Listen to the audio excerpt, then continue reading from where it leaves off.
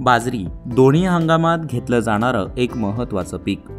याच बाजरीचं कणीस हे 3.5 ते 4 फुटाचं असल्याचं तुम्ही कधी ऐकलंय का? याच बाजरीचं एकरी उत्पन्न हे 35 ते 40 क्विंटलपर्यंत असल्याचं तुम्ही कधी ऐकलंय का?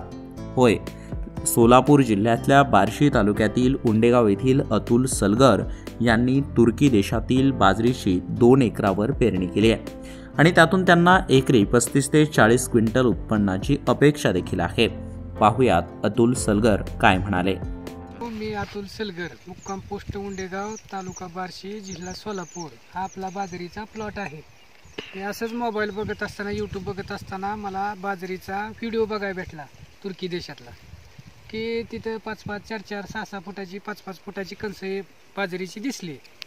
म्हणून मी त्या माणसाशी संपर्क केला आणि 3 किलो बियाणं मागविलं 2 एकरासाठी। एकरी 1.5 किलो बियाणं लागतं आणि ह्याची लागवड मी 2.5 फुटाची सरी टाकून 2.5 फुटाच्या सरीत टोकन पद्धतीने लागवड केली।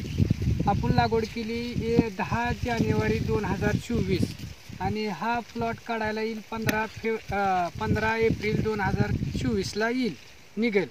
मग ह्याची लागण केल्यानंतर स्प्रिंकलरचा वापर केला। टोकन पद्धतीत लागण केली, मागं स्प्रिंकलर हातरला आणि पाणी दिलं। पाणी दिल्यानंतर 15-20 दिवसांनी तणाचा प्रादुर्भाव व्हायला चालू झाला आहे प्लॉटला। मग तणाचा प्रादुर्भाव चालू झाल्यामुळं मी ह्या 2,4-Dचा वापर करू नका असं बऱ्याचशा लोकांचं मत असून सुद्धा मी 2,4-Dचा यात वापर केला। 2,4-Dचा वापर केल्यामुळे द्विदल तण थांबली जागेवर आणि त्याच्यामुळं बाजरीची जोमानं वाढ झाली।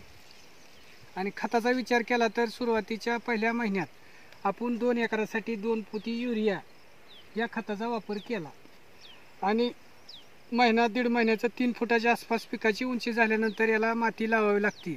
माती लावण्याच्या अगोदर 2 पोती युरिया, 2 पोती 1846 टाकून ह्याला मातीची भर देऊन आता पाणी चालू आहे। आणि गेला असता त्यानं बियाण्याचा मला रेट सांगितला 1500 रुपये किलो। 1500 रुपये किलो प्रमाणे म्हणलं तर 3 किलो बियाण्याचे पैसे 15-45 आणि 600 रुपये कुरिअर चार्ज असा बियाण्यासाठी लागलेला मला खर्च आहे।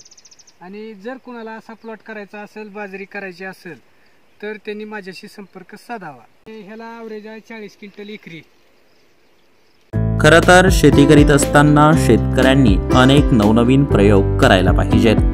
शेतीत आधुनिक पद्धतीचा अवलंब देखील करणं आवश्यक आहे, तरच शेतकरी चांगलं उत्पन्न मिळवू शकतात। तुम्हाला हा व्हिडिओ कसा वाटला आम्हाला कमेंट करून नक्की सांगा आणि आपल्या सक्सेस कट्टाला सबस्क्राईब करायला विसरू नका। धन्यवाद।